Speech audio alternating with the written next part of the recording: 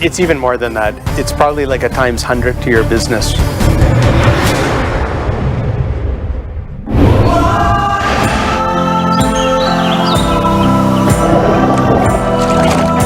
Nung nangyari yung pandemic, sobrang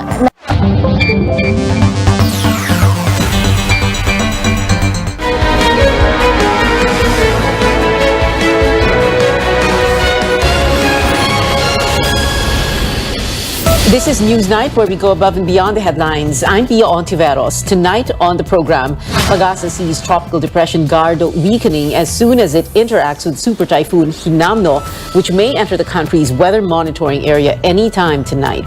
Cebu City easing a COVID-19 protocol. It now allows voluntary use of face masks in most places, a new policy issued supposedly without consulting the health department. And Beautiful Love for Believers, the newest single of Grammy winner Justin Bieber, is now out.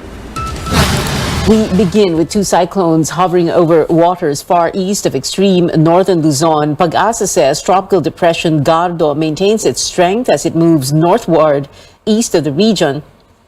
So far, Pag-asa says Gardo is unlikely to hit landmass and directly affect sea conditions over coastal waters. This is contrary to the initial forecast of Gardo possibly intensifying into a tropical storm. Pag-asa now says the tropical depression might weaken into a low-pressure area tonight or tomorrow morning as it interacts with super typhoon Hinamno. The super typhoon, meanwhile, is expected to enter the country's weather monitoring area anytime tonight between 6 to 8 o'clock. Once it does, it will be called Henry, the third cyclone for the month. We'll have more on Pag-asa's full forecast later on in the program. Batanes, the country's northernmost island province, is bracing for the effects of both tropical storm Gardo and super typhoon Hinamno. Batanes Governor Marilu Caico told CNN Philippines she already tasked provincial disaster management officials to help and inform people to secure their homes and other properties and to make sure preventive measures are in place. Caico said the local government has also advised fishermen and farmers to prepare. Huwag nang pumalaot at itali na rin sa ligtas na lugar ang kanilang mga bangka. At mga farmers din, na-remind din namin sila na ilagay sa lugar ang kanilang mga alagang hayop sa safe na lugar at anihin na kung mayroon na silang anihin na mga gulay or root crops para hindi masira ng bagyo. The governor says social welfare officials have prepared relief packs. Meantime, Cagayan, a province in the northern tip of Luzon, also hunkering down for the two cyclones. Stanley Gahete joins us live from Cagayan. Stanley, what is the situation like there now? Pia, despite the improbability that Tropical Depression Gardo and Super Typhoon Hinamno will make landfall, their impact might still be felt in some parts of the country. At the northeasternmost part of Luzon is the municipality of Santa Ana in Cagayan. Some fisherfolk here already stopped their activities in preparation for the impact of Tropical Depression Gardo and Super Typhoon Hinamnor. Yung lang po hangin ng kung malakas na malakas, wag na lang kaming pumalaot, ganon din. Nakikaramdam lang po kami. The Santa Ana Cagayan Disaster Risk Reduction Management Council is now making a series of important announcements. Together with the PNP, sir, nagkakanta kami ng Uplan Tambuli na may parating na bagyo. Mag-announce kami sa para barangay, mga low-lying areas na minawarningan namin sila na maghanda kasi nga may parating na bagyo. In Tuguegarao City, local officials and residents are preparing for possible disaster just 1 week after Typhoon Florita stormed the region. Barangay Caritan Norte is among the flood-prone areas in the city where most families residing near rivers and creeks are usually affected. Some residents have already transferred their valued possessions to higher portions of their houses in anticipation of flooding. Siyempre takot po sa kasi yung tubig po nasa na po namin hagdan, kaya naglikas po kami diyan, sir, nung para sa safety, baka bigla ang tumaas pa. Officials are now ready to distribute medicines and first aid kits along with relief goods. Nagrurubing kami, nagra-round kami kung sino talaga yung affected families. Meanwhile, the Magat Dam water elevation is at 187.3 meters as of 2 p.m., just a few meters before reaching its spilling level at 190 meters. Wala pa naman tayong reason para magbukas pa ng gate natin. Kung makikita natin na kung nasa almost 188 na tayo at makikita natin na malakas yung rainfall, ay magkukan na tayo, mag-preemptive release na tayo. Hindi na natin hihintayin yung 190. The Cagayan River is likely to swell once the gate of Magat Dam opens. The Disaster Risk Reduction Management Council of Region 2 is preparing for 2 typhoons that could possibly bring rains and extreme flooding in Cagayan Valley. The weather situation here in Cagayan Valley is relatively fine, but local officials and residents who are used to these scenarios have prepared for any eventuality. And that's the latest here in Cagayan. Back to you, Pia. Standing ahead there reporting. Well, back here in the National Capital Region, the Metro Manila Development Authority says its traffic enforcers will ramp up efforts against erring drivers on the ground as it abides by a Supreme Court temporary stoppage of the No Contact Apprehension Policy, or NCAP. The MMDA says it will continue on-the-ground apprehension and assign enforcers to areas with security cameras. These areas include EDSA, Commonwealth, Quezon Avenue, Rojas Boulevard, C5, and Macapagal Boulevard. The MMDA explains the NCAP suspension began Tuesday afternoon when it received the court notice. Court order has no retroactive effect, which means fines and apprehensions that took place before the state order are valid. Sana po ma-maintain natin yung driver discipline even in the light of the suspension of the no contact apprehension policy dahil para naman po sa ating lahat ito, para po mapabilis ang daloy ng trapiko, para po safe ang ating mga motoristas. Since the MMDA is not a respondent in the case, the agency says it will consult the Office of the Solicitor General for advice whether or not to join in the petition. The MMDA registered around 107,000 apprehensions from January until August 24th under the now suspended traffic policy. Common violations were disregarding traffic signs, the number coding scheme, and loading and unloading of passengers.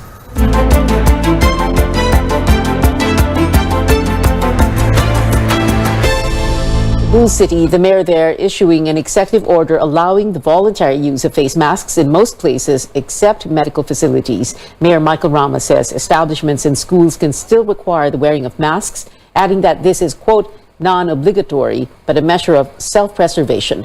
Rama adds they informed the Interior Department of the new policy. But health officer in charge, Maria Rosario Vergeres, says the health department was not consulted about the move. Hindi po pwede na may isang lugar sa ating bansa na nagpapatupad ng kanilang protocol samantalang the rest of the country are implementing the other side of the protocols or magkaiba. We know that people all over the country travels to and fro these different areas of the country. And we know that COVID-19 crosses borders. So if we are preventing the infections in most of the areas in the country, and one area in the country will not have that kind of safeguard, and therefore the possibility or the risk of infections would be higher in this area because the safeguards are not there. Neighboring Mandaue City also plans to ease face masks rules, especially in open spaces. Mayor Jonas Cortez's executive secretary, Edu Ibanez, says Cortez will recommend amending the local ordinance and face masks to the Mandaue City Council. Last June, Cebu Province lifted the face mask mandate in well-ventilated and open spaces. The Health Department again urging the public to get boosted. The DOH partnered with the private sector for its Pinas Lakas booster campaign to make vaccination more accessible. Aside from booster shots, people can also get their primary vaccines at Robinson's Magnolia in Quezon City. The DOH says the booster rate in Metro Manila and other regions has yet to reach 50%. Sa ngayon po ay nasa 40 almost 48% na yung ating booster na babakunahan doon sa target po natin na doon sa 658,000 plus. The department admits it is challenging to urge people to get their boosters because many are becoming complacent. Non-residents of Quezon City are welcome to get vaccinated. People can register through the QC VaxEasy website, but walk-ins are allowed. More stories ahead. The new Economics report lists the Philippines as the fourth most disaster-prone country in the world for torrential storms and flooding. And former Soviet leader Mikhail Gorbachev dies at the age of 91.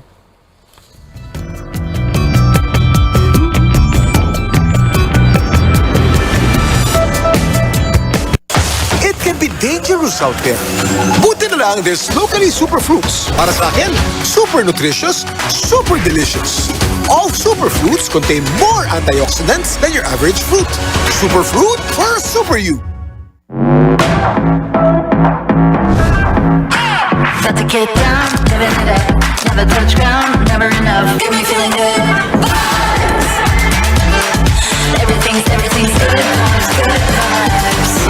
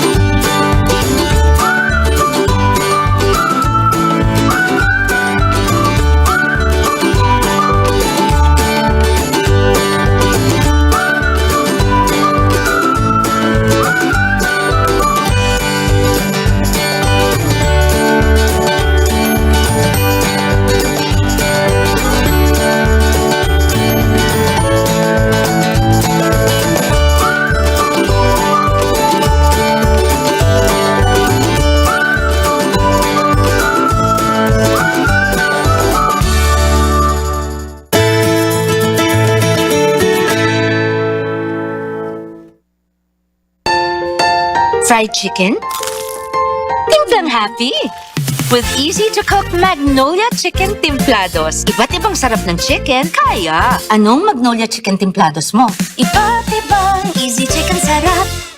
Next time on The Final Pitch, we meet the woman leading the movement to make our country into a digital Pilipinas, Amor Maclang. And day one of the pitches continues. My name is Nico of Ride Radar. I'm Kyle Salvador of LX Studio Labs. If Coins were to invest, what can you offer us? For what you're asking, your business doesn't seem scalable. This to me is like a times 10. It's even more than that. It's probably like a times 100 to your business.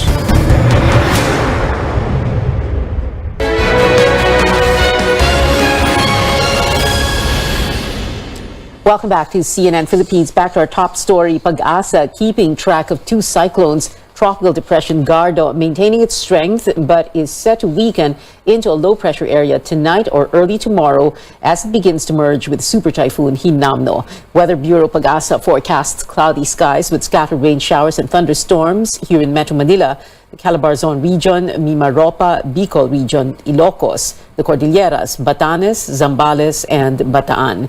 Hinamno has yet to obtain a local name, Henry, anytime from 6 to 8 p.m. Pag-asa said signal number 3 may be raised over extreme northern Luzon within this period. People in affected areas may see strong winds and waves.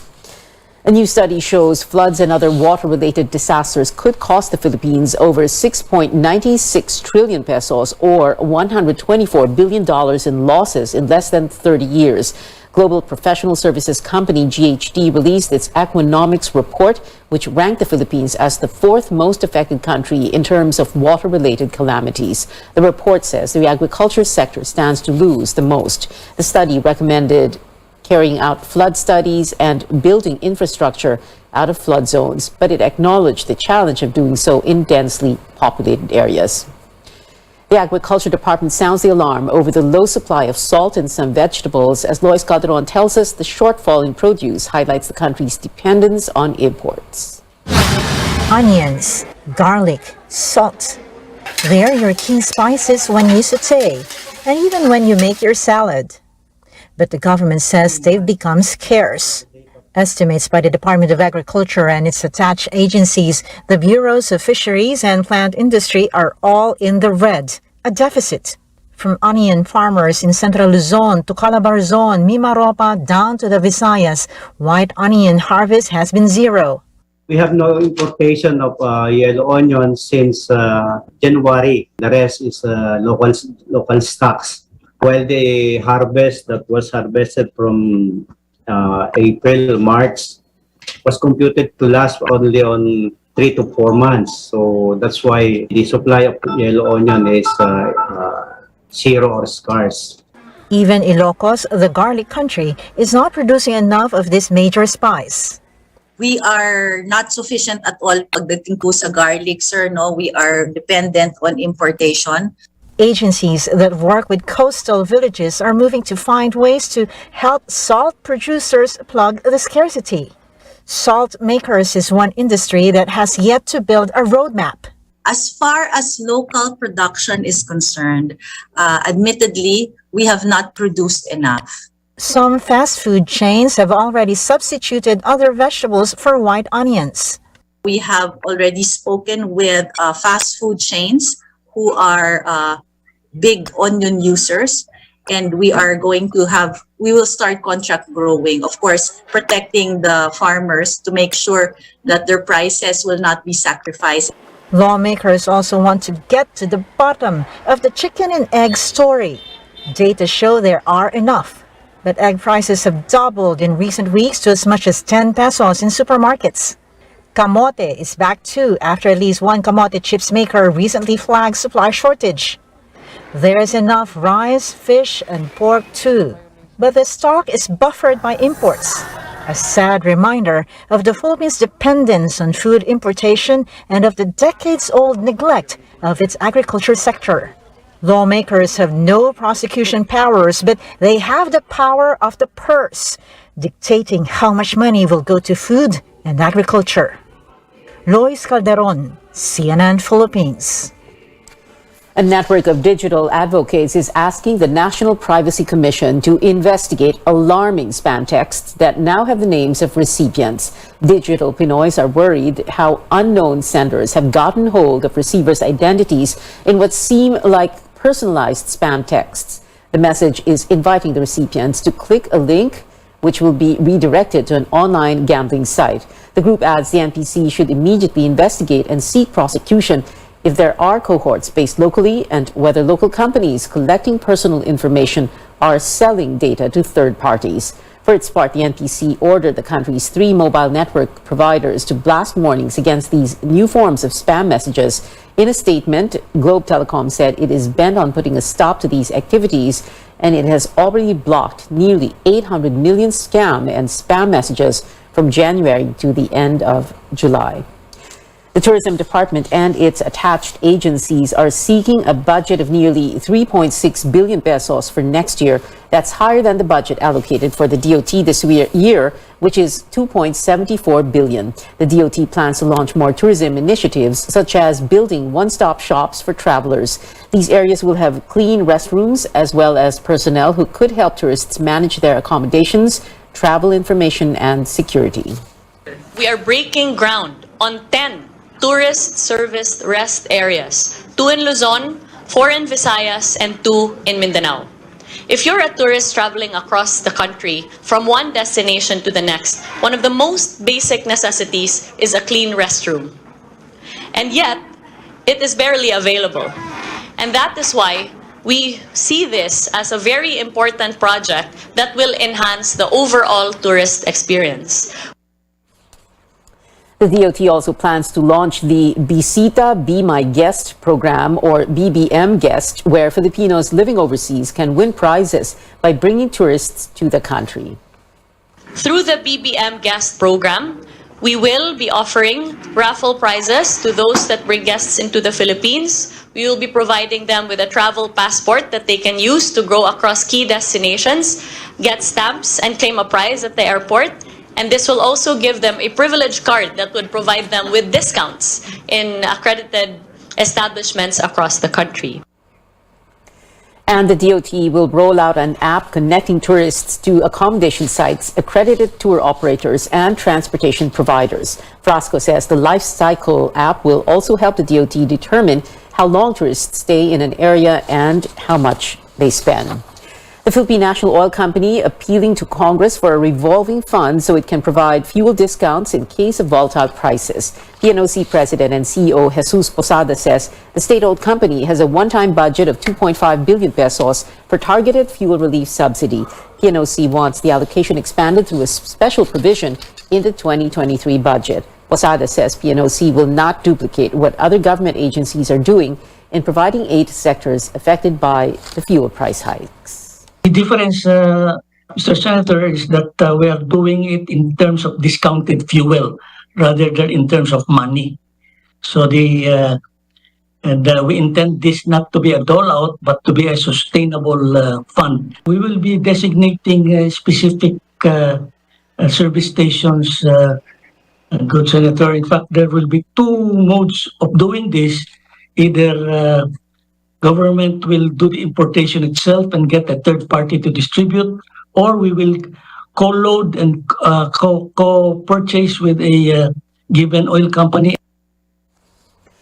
But Committee on Energy Vice Chairman Win Gatchalian says more discussions are needed as he raised concerns of possible corruption. The Migrant Workers Department has listed 5 emerging markets for Filipino job seekers. Portugal needs workers in its tourism sector, while Austria and Croatia require healthcare and IT professionals. Meanwhile, Hungary is looking for skilled workers and Romania domestic workers. Secretary Tuts Ople also says these countries have reached out to the government, although she advises those interested to wait until negotiations are completed. Pag-uusapan pa namin kung ano yung mga occupations na pwede, magkano ang sahod, anong lalamanin ng kontrata. So, wag muna po kayong pumunta doon, lalo na bilang mga turista, dahil baka mapahamak lang po kayo. Hintayin nyo lang po at nakaschedule naman na yung mga bilateral talks namin. Meanwhile, the department has asked Facebook to take down a number of pages found illegally recruiting Filipinos for overseas jobs. In global headlines, China closes the world's largest electronics market as the city of Shenzhen imposes more COVID-19 lockdowns. The tech district of Huaihiyang Bay is one of the 3 neighborhoods placed under tighter COVID restrictions. All businesses except for supermarkets, pharmacies, and hospitals are shut down until Thursday. Residents are forbidden to leave their homes except to get tested for COVID. Shenzhen officials say the spike in infections is because of new Omicron subvariant BF.15, seen as more transmissible and harder to detect. In Russia, the last leader of the Soviet Union, Mikhail Gorbachev, has died. He was 91. Russian news sources say his death was because of a long illness. Gorbachev led the Soviet Union from 1985 until its collapse in 1991. He is credited for introducing key political and economic reforms to the USSR and helping end the Cold War. Up next on News Nights, the San Miguel Beermen and TNT Tropang Giga clash in a pivotal Game 5 of the Philippine Cup Finals. And game developer Free Fire officially releases Justin Bieber's newest track, Beautiful Love. You're watching CNN Philippines.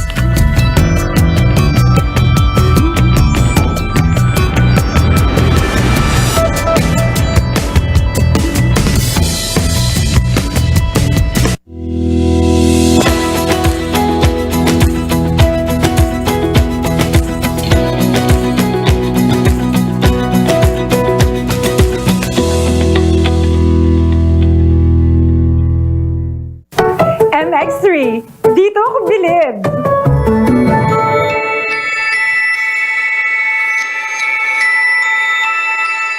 Mahalagang paalala, ang MX3 capsule ay hindi gamot at hindi dapat gamiting panggamot sa anumang uri ng sakit. MX3, tunay, natural at orihinal.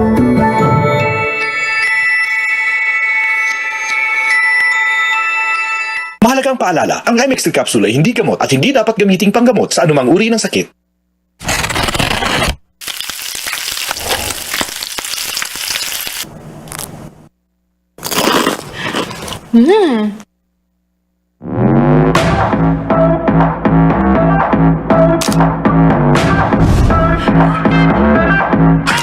About to get down, living it up. Never touch ground, never enough. About to get down, living it up. Never touch ground, never enough. Get me feeling good. Vibes. Get me feeling good. Vibes.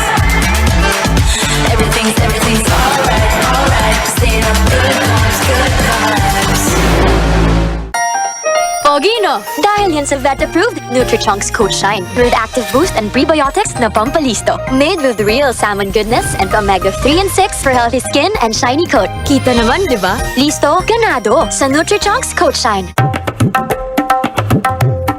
Vinyasa yoga is a style of yoga that is translated to place in a special way. It allows you to create this rhythm between your mind and body connection to develop this sense of meditative quality. Take the hands slowly into the floor, point your toes, stay focused on the breath. Add a little bit more ease, more calm. Grab your activewear and let's get fit.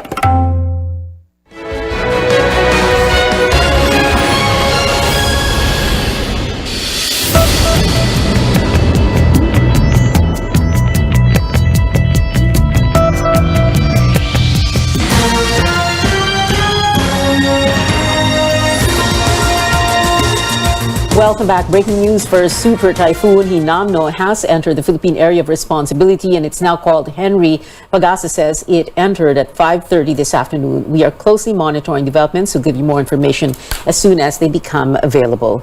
Making headlines now in sports, former PBA Commissioner Noli Ayala takes on a new role as chairman of the Philippine Sports Commission. Malacanang confirming Ayala's appointment last night. The veteran sportscaster joins bowling legend and Commissioner Olivia Bongku in the commission. Sharing his excitement about the appointment, Ayala writes, in his words, "Time to serve. Let's get to work."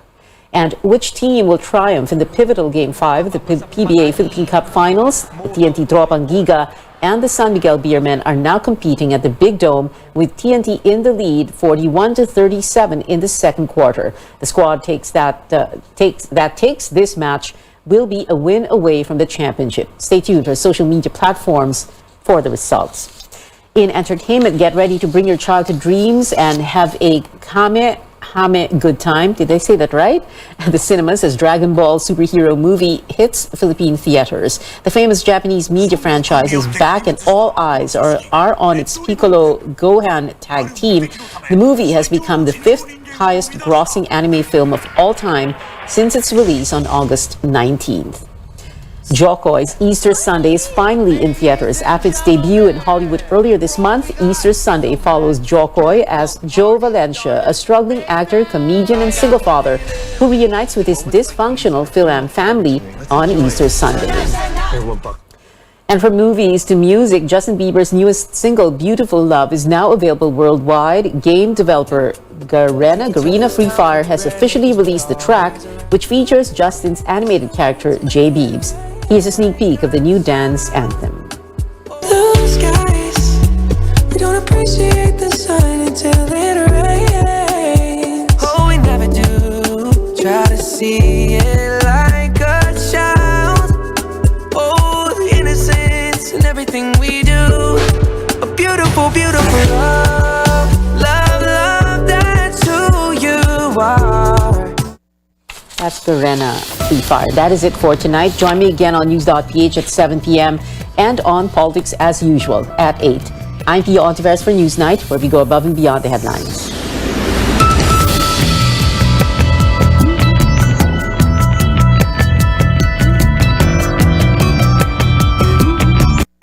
This program is brought to you by...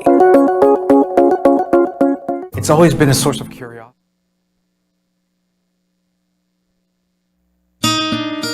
Oh, anyari sa'yo? Ba't nakasimangot ka? Alam ko na. Masakit ang katawan mo, ano? Sa sobrang trabaho? O di kaya masakit ang ulo sa sobrang stress? Break ka muna. Hinga ng malalim at imasahe ang ulo mo gamit ang Herbalaya Liniment Oil. Ako rin ganun eh. Kaya pag mataas ang tensyon sa trabaho, mag-Herbalaya break ka muna. Herbalaya Liniment Oil. Amoy na kaaya-aya. Sa bawat pahid ay ginhawa. DYKB Radio Ronda.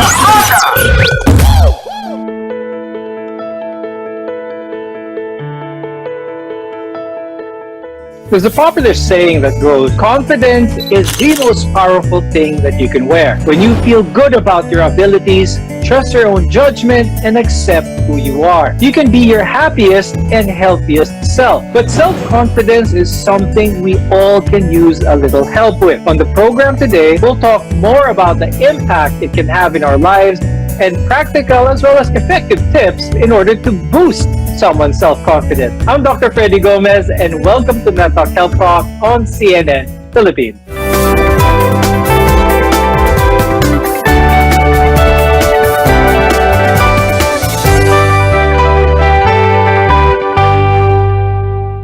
Our guests are here today to give us some practical tips. With us is Luis Angelo Villaruel. He's a psychologist at Kitsugi Sai and Dementia Society of the Philippines. Also with us is Matt Doming, who is a psychologist and life coach from M-Psych Services. Self-confidence can significantly improve someone's life, but it's not to be confused with that of arrogance. I'll start the discussion with Luis. Could you tell us what exactly is the definition of being self-confident? Self-confidence is the belief in oneself or the ability to engage adequately with challenges. Appropriate self-confidence requires a realistic sense of feeling secure in one's capabilities. We all need some help in developing this because actually self-confidence is not something we're born with innately. It's something that we develop for ourselves, and it's something that's highly connected with self-esteem, which is the valuation of our own worth. Now, Luis, let's talk about what goes on in the body of someone physiologically, the brain chemicals involved whenever someone has that good self-confidence. Could you talk a little bit more about that? Self-confidence is related mostly to two neurotransmitters, namely dopamine and serotonin. So, as we know, serotonin is the happy hormone, and studies show that high serotonin activity is positively correlated with less anxiety and more confidence. So it's more about how serotonin actually boosts and gives us a greater feeling of confidence. For dopamine, this is more to feel more pleasure. Coach Matt, when it comes to self-confidence, how exactly can having self-confidence improve someone? It involves about being true to yourself. Being honest with what you feel, how your attitude in life, no? It has something to do with knowing your strengths and weaknesses. So in that case, you know where you are good at and where you are not good at. So kumbaga, it's both knowing your talents and skills and at the same time your personal limitation. It may be often overlap, self-confidence and self-esteem. Pareho lang ba itong dalawa, or is there a difference between self-esteem and self-confidence? They are really very much interrelated. And I really think that self-confidence is the effect of how we value ourselves, which is in that case called self-esteem. Self-confidence is believe sa sarili. Like you're confident that you can do this thing or cannot do this thing. But self-esteem has something to do with how much you value yourself. Do you see yourself in a high value or low value? And it has something to do with different experiences that we had in our life. So the better self-esteem, the higher your self-esteem, mataas ang pagpapahalaga sa sarili, then it follows that your self-confidence is also high. What about the lack thereof? How does this negatively impact not just relationship, society, but also the mental well-being of someone? Those kasi that have low self-confidence typically believe they can't do things. They believe that they're always going to make mistakes, and they define themselves by those mistakes and their flaws. They believe that they have little or no control over the situation, and this causes them to have all sorts of problems. The thing is, this low self-confidence could be coming from insecurities that they might have that they are not able to deal with on their own. And it could cause a myriad of problems physically and psychologically. So for example, the first problem that they could be experiencing is oversleeping. Because tayo naman, pagka na-overwhelm tayo, di ba? Minsan natutulog na lang tayo para we get to rest and rejuvenate. However, worst case scenario for someone with low confidence is baka mag-spiral sila in a way na, sige, matutulog muna ako. Then pagising, they still believe that they can't handle the task, pero may madadagdag na task ulit. And then matutulog and repeat, and it gets harder and harder for them to break that cycle. Is it possible that someone has gone through most of their life with having low self-confidence pero hindi nila actually nare-realize ito. There is one thing that we are really bad at, no? For most of us, and that is knowing ourselves. And sometimes we are not even familiar about the things that we need to improve in ourselves, which includes having low self-confidence. And when we talk about having low self-confidence, it has something to do with our experiences in life, especially when we were kids, when we were growing up. Maybe we had experiences with people criticizing us more than praising us, or maybe for some people hindi talaga na na-experience yung ma-praise yung lagi na lang silang napupuna. And at some point they live through life, nakasanayan nila na I'm shy, I don't really interact with people that well, I don't believe in myself. And for some of them, they think that that's normal. And we know for sure that we are alive, we can still develop ourselves, and we need to develop ourselves. That's why we have, therapy, we have life coaching and all those things to improve ourselves. But of course, for some people, they are not aware that these things really needs improvement. Now, a lack of self-confidence brings about negativity as well as doubt, and this can impact our physical health. More on this when we return. We're your partner in healthcare. You're watching MedTalk Health Talk.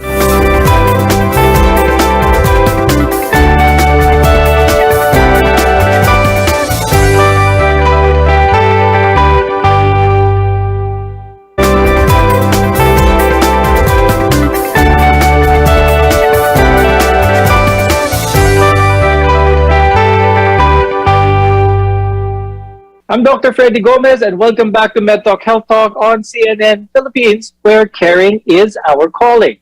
Now, today we're talking about practical and effective ways to improve our self-confidence and why it's very important to do so. Now, many people do struggle with low self-confidence. Luis, when do we know that low self-confidence is a cause for concern? And what are some of the mental illnesses that may arise? It can go unnoticed to that person kasi, because they've kind of built a life now, especially when you've reached adulthood na, you've kind of developed all these coping mechanisms, all of these strategies to try to continue to live your life without necessarily dealing with those insecurities. So sometimes in relationships, it could come out, no? It could become a dependent nature because those with low self-confidence don't really value yung sa sarili nila, no? Low self-confidence and low self-esteem. They don't value their own worth. They don't value themselves. So they have to look for someone to attach to, and that could cause them to be dependent to that partner. No? Sometimes this also bleeds into the lack of self-care, no? Not establishing boundaries for oneself. Yung parating nag-yes lang ng yes dahil kasi natatakot sila na if they reject a friend or if they say no to someone, baka hindi na sila aayain ulit and they'll be left alone, which is what they don't want to be, no? Because they cannot, they have this difficulty of being alone. In our everyday life, we come across challenges and obstacles. And even if we take them on confidently, we may fail at those things. Now, failure is a part of life, but it can affect our mental state. Coach Matt, when it comes to dealing with failure, dealing with situations, how could we manage situations like this and still remain confident? If we remain realistic, mistakes and failures are part of success. And most likely, having true self-confidence, no? Ang sabi natin kanina, it's not just about knowing about your strengths. It's also knowing about your personal limitations. That human as we are not perfect. We are really bound to commit mistakes. And in order for us to really develop self-confidence, true self-confidence, we need to acknowledge those personal limitations. And ang pinakauna dyan is tanggapin natin na tao lang tayo, nagkakamali. What's your advice for people who are really having a hard time accepting failure? Not just failure, but rejection, for that matter, Coach Matt. It would be very extremely difficult for some, especially kapag merong mga social anxiety, no? Especially kapag merong mga mental disorders, that would really be very hard. And it's not just as easy as telling them, just tanggapin mo na yan at bumangon ka na, no? Just move on. And it's really hard. Sometimes it would be helpful to grieve on the process. Like, for example, you fail in a board exam. It's not easy, especially if your family is expecting too much of you. Sometimes you need to grieve, you need to cry over it. No, if you have a friend, if may mga kaibigan kang handang makinig sa'yo, tell them about how hurtful that experience was, no? And because grieving about the negative experiences in our life, especially those that really pull down our self-confidence, will really help, because it would be, it would release the negative emotions connected to those situations. And if negative emotions is not there, it would be easier for us to be rational. Luis, what can you say about that advice? We have to identify our emotions and be rational. But what about those whenever they feel that trigger? Sort of, kumbaga, shut down ang pinag-uusapan doon, where all form of reason is lost. What kind of tips can you give the loved ones of people like that, or even that person themselves? So whether that be family, that be friends, a significant other, basta social support niya, what they can only do at some points kasi is to continuously offer their support. Most of the time kasi nire-reject na ng tao outright. Siguro for the first few times, yung offering of the support, pero that constant presence kasi can be reassuring to the individual who's going through all of these things, no? Now, for the person themselves, when they start to feel like they're spiraling na out of control, ang suggestion talaga dyan is to try to do some grounding exercises, no? Grounding yourself in reality, grounding yourself in your senses, grounding yourself in realistic things. Kasi yun yung thing, pagka nagiging anxious ka na because you have low self-confidence or because you're spiraling out of control, you need something to anchor you down. So one thing that you can do is just write down whatever it is that you're thinking of, what you're feeling, and how you're acting at that moment. Another technique that they could do other than journaling, if they really feel like they're out of control,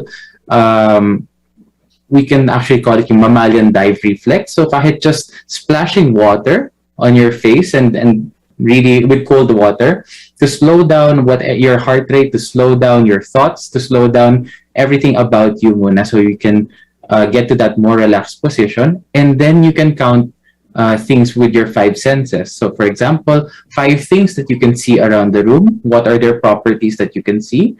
Things that you can smell, things that you can hear, things that you can touch, and maybe even taste. Once you try to activate these 5 senses, kasi it helps you ground yourself into real things, no? Not just whatever's running wild in your head. What are the effective ways to boost your self-confidence? More on this when we return. Your health is our mission here on MedTalk Health Talk.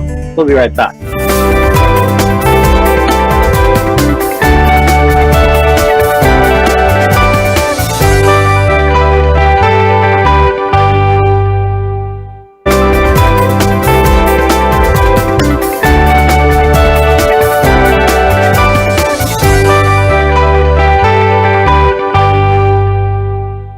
I'm Dr. Freddy Gomez, and welcome back to MedTalk Health Talk here on CNN Philippines. You can do so much with the proper self-confidence, but building it takes practice. For one, it's hard to feel good about yourself if you're abusing your body. Coach Matt, what are some self-care tips to improve our self-confidence? Eat healthy, sleep well, take care of your body, because sometimes promoting those things that can improve our self-confidence, such as good health, good appearance, then most likely it can also be a additional factor to boost your self-confidence. There are also things that you can do mentally. And number one is to help yourself accept those things that you don't really like in you. Maybe physically, there are a lot of social standards about beauty na sometimes hindi pasok yung ating katawan. Sometimes we are insecure about our skin, insecure about our face and all. But nonetheless, it's really important to accept what we have. No? Kasi again, confidence is accepting your strengths, what's good in you, and those things that you think are not socially acceptable in you. How can someone realize from low self-confidence, naging overconfident naman nila? What are some of the detriments to this? There is a thin line between true confidence and overconfidence. Now, ang pinaka number one indicator dyan, someone na apparently is confident, pero just overconfident is kapag hindi nila alam yung mga personal limitations nila. No? So kumbaga, parang sa sobrang taas ng pag-value nila sa sarili, hindi na nakikita na yung ibang tao may halaga din. Kaya natatapakan yung ibang tao. Like say for example, sa conversation, because you think that you are more superior, then you have all the strengths and all the other people are inferior to you, masosolo mo yung conversation. So kumbaga, that would end up detrimental to you as well kasi hindi magkakaroon ng proper communication, lalayo ang mga tao sa'yo. Or for example, sa trabaho, like sinosolo mo lahat ng spotlight na hindi mo na nabibigyan ng proper opportunities yung colleagues mo or sometimes natatapakan mo na rin yung boss mo, then most likely that would create conflict and that would create some bad effects in your career. Luis, when it comes to trying to boost someone's self-confidence, one of the things that is done quite frequently, people are aware it or not, is that they compare themselves with others. Nagiging basis nila. What can you say about this, Luis? People comparing themselves with others. It actually stems from a sense of inferiority. So those with overconfidence kasi, they try to overcompensate naman that inferiority by trying to create a mask in order to control the environment around them, because they feel like their own insecurity or their own inferiority is so hard to overcome, they would rather change the world around them than rather change themselves kasi. No? So, yun nga, it comes from a sense of superiority rather than success. We have what we call kasi striving for success and striving for superiority. And those with overconfidence, that's why they have this tendency to compare themselves to others, because they cannot compare it to themselves, to their previous selves, because they don't really see themselves as a worthy standard to base themselves on. No? So, actually, in that sense kasi, both low self-confidence and overconfidence stem from the exact same thing, from that inferiority. And those with overconfidence kasi feel the need that they have to prove themselves kasi to themselves and to everyone else. Malaking factor ba that someone surround themselves with positive people? If we surround ourselves with people na supportive, at the same time nakikita yung tunay nating halaga, like you go into a working environment that your talent is being appreciated, like your family is seeing your potential, then that would really be a great factor na mabuboost ng self-confidence mo. Pero of course, kailangan din maging realistic sometimes. No? So supporting the person's talent and abilities only if deserved naman talaga niya. No, kasi kapag sinosobrahan din natin ang pagpipraise na hindi natin pinapakita yung personal limitations ng tao, doon papasok yung tinatawag nating overconfidence na pinag-uusapan natin. No, kaya ang advice ko sa iba, no, this is my advice to some of my clients during therapy, na why not try to change your environment? Just try to change and maybe let's see if there is an effect. Kasi sometimes getting out from that environment na nag-pull down ng self-confidence mo in the first place might really help, because the environment again is a significant factor. Thank you very much, psychologist Luis Villaruel and life coach Matt Doming, for being with us today. We appreciate your time and your insights very much. I'm Dr. Freddy Gomez, and we'll see you again next time.